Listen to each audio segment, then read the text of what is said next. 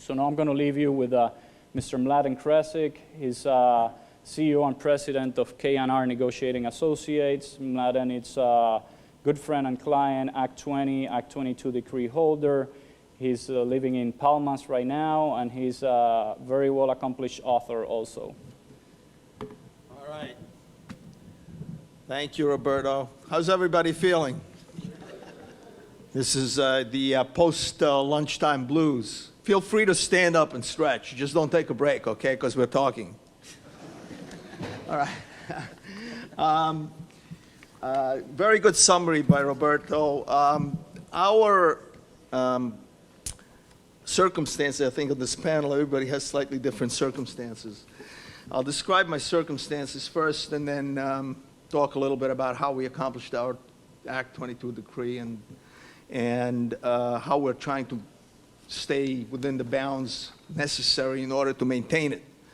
My wife and I run a business now for 20 years. It's a management consultancy called K&R Negotiations. You can look us up, negotiators.com.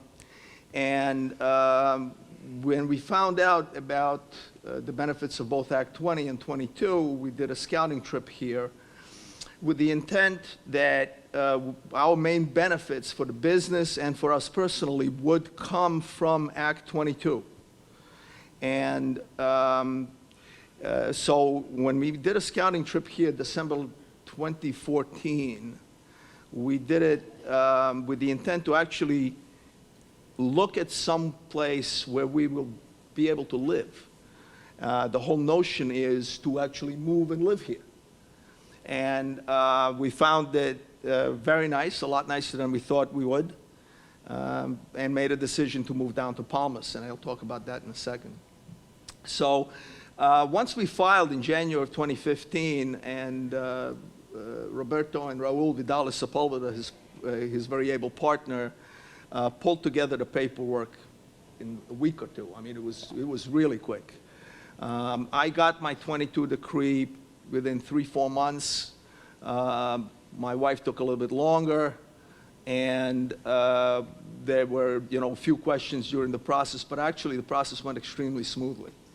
I think part of it is that we are actually, both under Act 20 and 22, we're probably a poster child as a business and as two individuals who would fit within the bounds of those acts. Now, we did not move our entire family down here in terms of compliance with the tests necessary in order to maintain not only Act 22 status, but obviously the IRS regulations for us to be residents in Puerto Rico.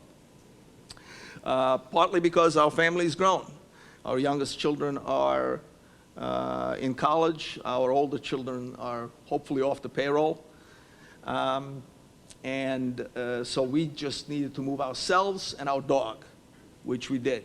We did not sell our residences up north because the children use those residences. And frankly, you can own property around the world, as many of us do. But our primary residence is clearly down here. We intend to buy something probably in Palmas over the next year. Right now we're renting.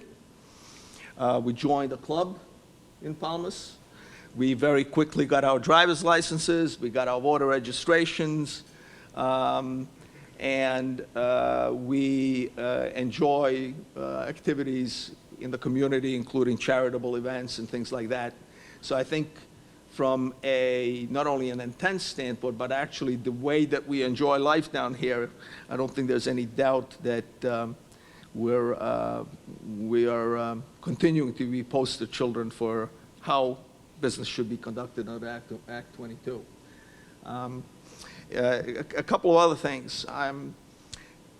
Something that Roberto did not mention. I travel for a living. So getting to 183 days a year on the ground in Puerto Rico is a little bit of a challenge. I managed to do a little better than that last year. But I think the IRS recognized the need to accommodate people who travel for a living. So last year, they passed the regulation. It's in the Federal Register. There's a little bit more research that we have to do on that. No, it certainly It passed. certainly passed, yeah. And up to 30 days of foreign travel, foreign business travel counted at half rate actually will count towards those 183 days or 549 days. Is that, do I have that right? No, now what they change is the interpretation that the IRS has for what a bona fide residence of a U.S. territory is. So now, up to 30 days that you spend outside of Puerto Rico, as long as you don't spend them in the United States, they will count toward your residency days for, you know, the physical presence test matters. So that's how it goes. Yep. And I'm happy at the end of the panel to entertain any questions, or if anybody wants to interrupt, then I'll pass it on to my colleague, Mr. Steve Such. And do you want to introduce Steve? Yes, Stephen Such, attorney, just moved down to Puerto Rico from Detroit. He is the chief legal officer of Vertegra, which is an amazing technology company that is establishing itself in Puerto Rico. And he just got his Act 22 decree probably at some point in December 2015. He's an active member of the Condado Act 22 community. That's right. So I'll let him do his something. So I was charged for our company to explore offshore planning opportunities about a year ago. And the new offshore planning opportunity is Puerto Rico. But it's not offshore, of course, it's part of the United States. So that's how I first became exposed to this Act 20 and Act 22 opportunity. And like every attorney, you hear it, it sounds too good to be true. It can't be right. There's no way that actually works. I had conversations with Roberto and Raul, who are just excellent. They really treat this professionally. They're attorneys, and you never feel like they're winging it. And I always appreciated that, because I take this all very seriously. I take the IRS very seriously. So I validated what I was told by them with Deloitte and BDO, a tax attorney in New York, and it all vetted out. And I felt really good about it. Again, I never felt like I was being rushed or hurried. Nothing was exaggerated. They really kept it conservative and professional, and I always appreciated that, and I still do. So once I learned what the factors were, I made sure I was committed to doing them before I committed to taking this step. Again, I treat this Act 22 qualification the way lawyers are taught to think about evidence, in that a brick itself is not a wall, but 2 bricks look more like a wall than 1, and 10 bricks put together look more like a wall than 1 brick. So I treat this by just putting as many bricks of evidence and doing things that start to look like I'm making the right effort. And I've done things like, I had a country club in Detroit, and I can't believe I used to live in Detroit, looking at the weather here, but I have a club there that I changed to be a non-resident member. I did that on purpose because I don't live there anymore. So I made the effort of not just paying half rates there, which is also nice, but I'm a half, you know, I'm not there enough, so I changed my status there. I do all my banking here. I changed my credit card addresses. All my mail comes here. My personal effects are here. All the business that I do is out of an address here. My email address is our company that's here. I have accountants here, attorneys here. I have friends here. My recreation time is scuba diving now, which I'm thrilled to do. I used to golf a lot, now I scuba dive, but I'm spending my recreation time here, and I also meet the days. I'm unique, however, because I'm divorced, I'm single, I've got young kids, not young, they're in their, I guess they are young, they're in their early teens, but I've got a very supportive ex-wife, and she's supporting me spending more time here. I still get to see them a lot when I go back, but I'm very careful to watch my days. They all understand this is a big opportunity. It's a tax planning opportunity, right? So we're doing that, but I'm unique. And it's really easy for me to be the chief executive of my own life and say, I'm moving to Puerto Rico. And not everybody can do that. So I'm on the scale, on the spectrum here, I'm probably the most slam dunk because I get to make all the decisions and I can really control all the factors. Some of the things that haven't been so wonderful is getting a driver's license here. It's really a mess. It's a total joke. And if Roberto had us up at 6 a.m. and we raced there and we're first one in line and there's people everywhere and he's rushing us through and it was crazy. Yeah, I think I'd still be in line there if he wasn't there with us. And there's that. And the other thing is just in general, you just need to understand that the pace of life, the pace of banking, the pace of business, everything's just a little slower. And in the beginning, I'm pretty high energy. And in the beginning, you're like, come on. And then you just got to learn to just kind of go with it. Everything gets done, but it's just a little slower. Thank God for Amazon because you can buy things because shopping is kind of a hassle. But other than that, I can't tell you how pleased I've been with it. My experience has been enhanced by their group. I've become friends with Roberto and his partner Raul, and the folks here on the panel and others. And I've really found it a wonderful place to live. And so far so good. All right. Thank you very much, Stephen.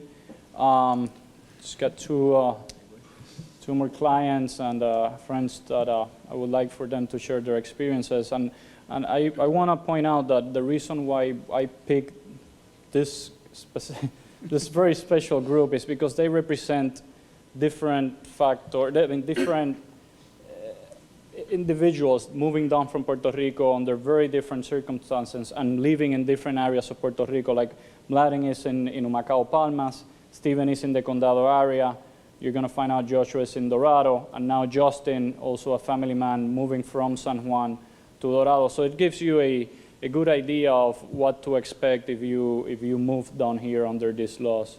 So my friend Joshua, it's a partner at Yale Capital, a very successful advisory investment firm operating out of Dorado. So I'll let you.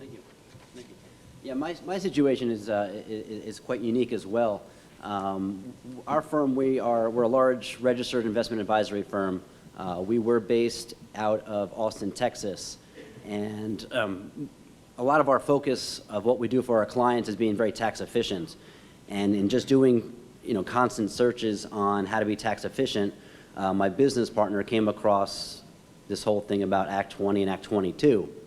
This was June of 2014. So he calls me into his office and says, we should really look into this Puerto Rico thing. And of course, I'm like, yeah, okay, I'm sure we're moving to Puerto Rico. You let me know when that's happening and I'll be there. And sure enough, about 3 months later, we decided to make that decision. I'm a partner. I'm a minority owner of the firm. So the decision to move down there was his, and I valued having a job and being able to feed my family. So I decided to to obviously come down and stay with the firm, which I've been with for 10 years. So my situation is unique in the fact that I'm married. I have 2 teenage girls that have stayed back in Texas, and although we got a chance to visit Tassis down in Dorado, we just didn't feel, for a variety of different reasons, that moving our girls at 9th and 10th grade was going to be a good fit for them. A lot of people that are here have made the decision to bring their children down here, and they go to St. John's and they go to Tassis, which is great. It's a great school, but for us, we just didn't feel that it was appropriate. So for me to be within the guidelines as much as I can, what I've done is I joined the Temple, which I hadn't been a member of for, oh God, since 1987, which was my bar mitzvah in 1987. My wife is Catholic, so this kind of gave me a chance to, I guess, join the religion that I was a part of growing up. It was advised of me to spend as much time down here as possible. So I do about 8 to 9 months a year, as opposed to the 183 days. I didn't want to toe that line of being really close to that border, as my hurdles are a lot harder to meet as they are for Madin and and for Steve and for Justin having their families down here, and with Steve being single. You know, so I took out, obviously, with the place that I rent, a long-term lease there. Our office, you know, we have for a long-term lease on our office. Again, with the driver's license, making charitable donations down here in Puerto Rico. I bought a car, changed my bank account to down here. I no longer own property in the States. Against legal counsel, I turned over the equity share of my home to my wife. So I know, I guess when I go back, I'm a guest in her house now, which is always a nice thing.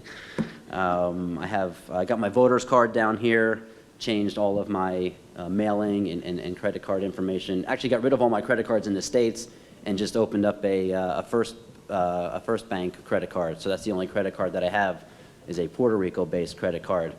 So you know, obviously I've got that constant fear of what may happen with the IRS down the road, but I think that I've done everything that I possibly could outside of kidnapping my family and bringing them down here to, you know, to qualify for the Act 22 status.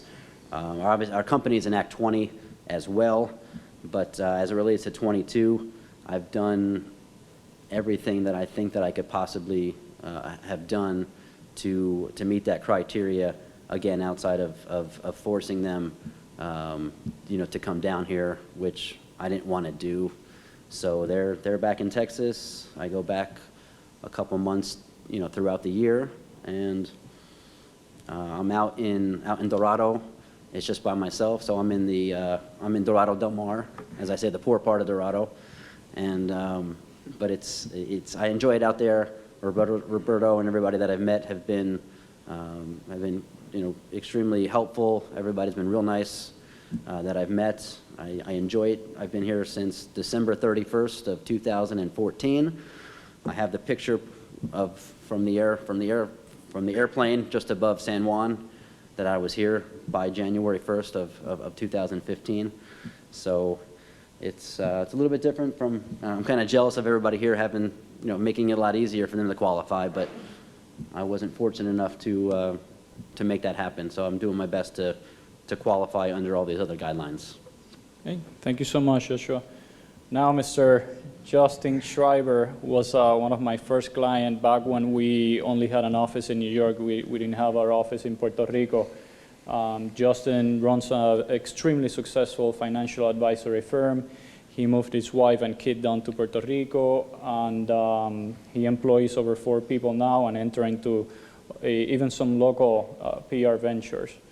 So, Justin, you know, if you can just give us a little bit of your story and if you found any hurdles in the process, and what are you doing in order to make sure that you comply with the 3 tests that the IRS imposes in order to consider you a bona fide resident of Puerto Rico. Jeez, I got more questions than everybody else. Nice to meet you all. I will say, just for the record, that I've got a lot more experience than all 3 of these people here.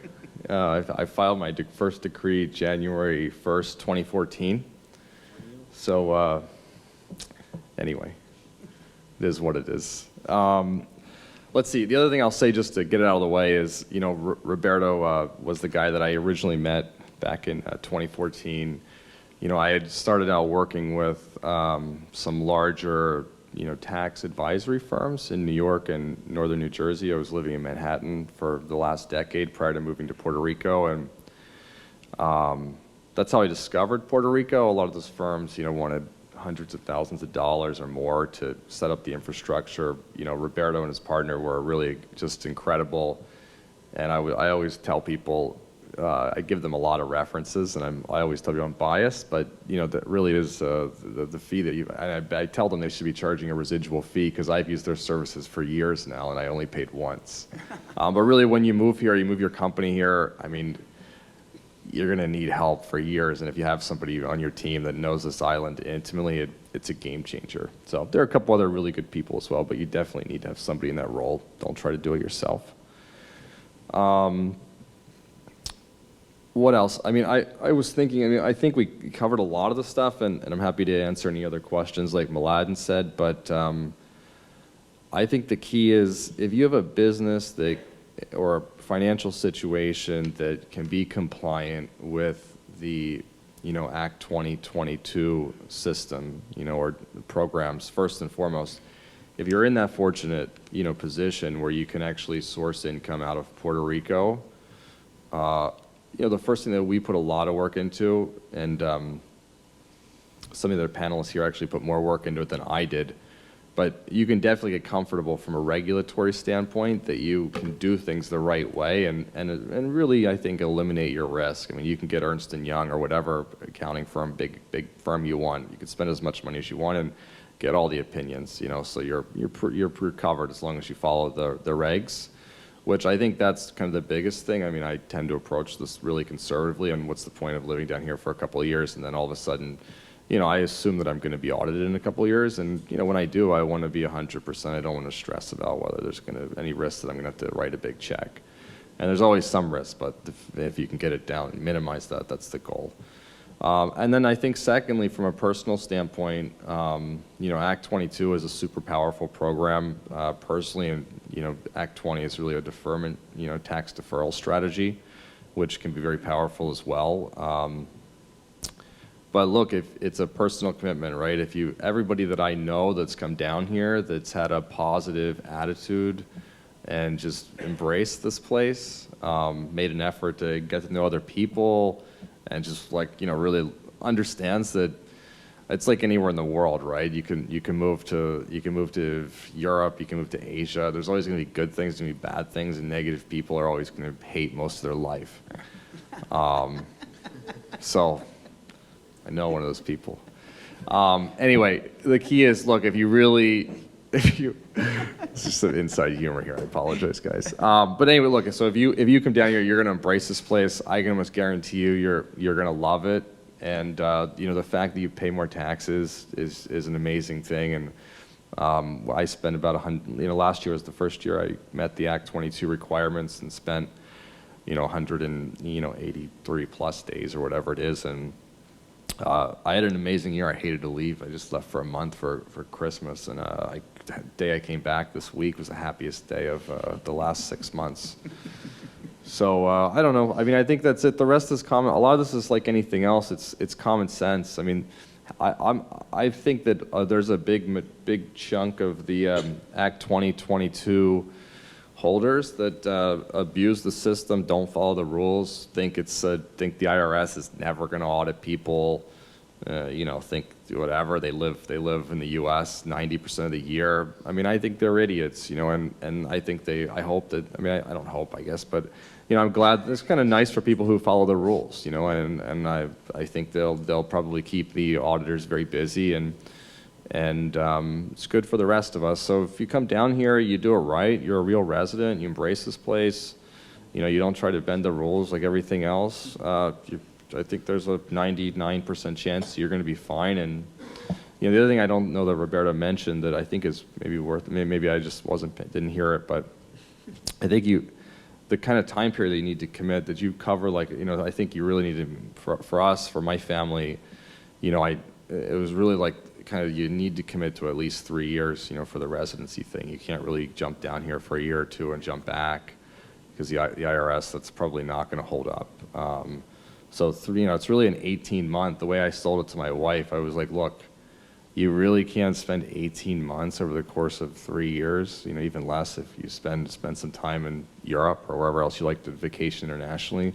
You really can't spend 18 months over 3 years in this, in the Caribbean.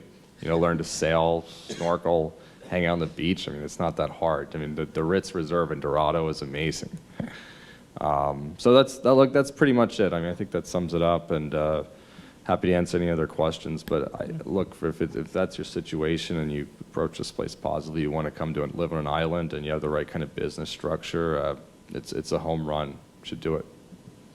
Okay. Thank you so much, Justin. I feel that I rushed a little bit in trying to make time so that they could give their personal experiences, and before leaving the podium to William, and I would like to summarize that the most important part in order to be a bona fide resident of Puerto Rico in the eyes of the IRS is that you need to meet the 3 tests. It's not only 183 days, it's not only having a taxable home, it's not only having the close connection. You really need to have all those 3 on board. Now there's different ways, like I mentioned before, and I'll be happy to discuss them in more details. I'll be around, you can approach me and we'll discuss those. But the 3 tests must be met. On top of that, the other thing I want you to take away from this is that all those tax exemptions on interest, on dividends, on long and short-term capital gains must be Puerto Rico sourced money. To give you an example, if you're down here as a bona fide resident of Puerto Rico and you buy a stock in General Electric, let's say at $1, and General Electric a couple of years from now declares dividends, those dividends are subject to U.S. federal taxes. Why? Because they were sourced in the States. Dividends are considered paid where the residents are considered to be sourced on the residence of the buyer or the payer. But if you sell that stock as a resident of Puerto Rico and it goes from $1 to 10, and you sell that while being in Puerto Rico, and that value was accrued while you were a bona fide resident of Puerto Rico, that is tax exempt money. So I see that William is trying to cut me short on this. So thank you so much for your time. Again, any questions related to the benefits, requirements, I'll be more than happy to answer, or try at least.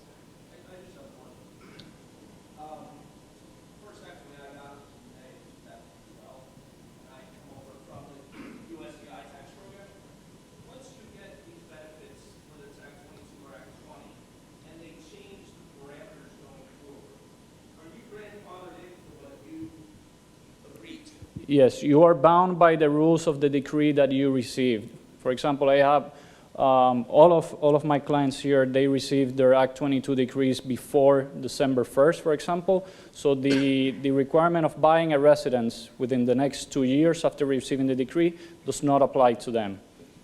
So and that's a good question, because it's very important to know that this is a binding contract between you and the government of Puerto Rico. And just like you have to obey the rules of the agreement, of the decree, the government has to follow as well. So thank you very much. One more, please. Sure.